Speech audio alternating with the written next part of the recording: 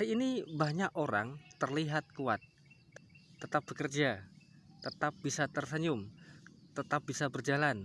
Namun di dalamnya tidak sedikit yang sedang lelah. Beban hidup terasa menumpuk, kebutuhan terus bertambah, keinginan semakin tambah banyak, dan tuntutan hidup seolah tidak ada habisnya. Lalu tanpa sadar, kita itu mulai mencari jalan yang cepat. Ingin segera memiliki tanpa harus menunggu mampu dulu. Ingin terlihat nampak berhasil tanpa harus melalui prosesnya dulu. Akhirnya hutang menjadi sebuah pilihan. Pinjaman instan menjadi jalan keluar sesaat. Padahal yang terasa ringan di awal sering menjadi beban di belakangan. Disinilah tekanan hidup mulai terasa nyata. Bukan hanya karena kebutuhannya, tetapi karena keinginan yang dipaksakan. Bukan hanya karena keadaan, tetapi karena kita ingin lebih cepat dari kemampuan kita. Dalam lagu Sabto Dharma diajarkan, wani urip kanthi kapitayan saka kekuatane dhewe. Berani hidup dengan berdasarkan kemampuan dan keyakinan diri sendiri.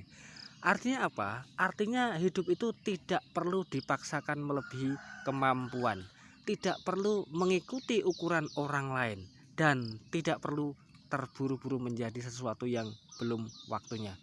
Sementara dalam nilai Pancasila kita juga diajarkan, kita diajak untuk hidup adil dan beradab, termasuk adil terhadap diri sendiri, tidak menyiksa diri demi sebuah gengsi, tidak membebani hidup demi sebuah pengakuan. Karena yang sering kali yang membuat hidup terasa berat bukan kekurangannya, tetapi perbandingan. Orang lebih suka melihat orang lain lebih, lalu kita merasa kurang. Padahal setiap orang punya jalannya masing-masing. Maka ketika hidup terasa menekan, coba berhenti sejenak dan bertanya dalam diri sendiri, apakah ini benar-benar kebutuhan atau hanya sekedar keinginan semata yang kupaksakan? Karena hidup itu akan terasa lebih ringan ketika kita berjalan sesuai kemampuan, bukan sesuai tekanan.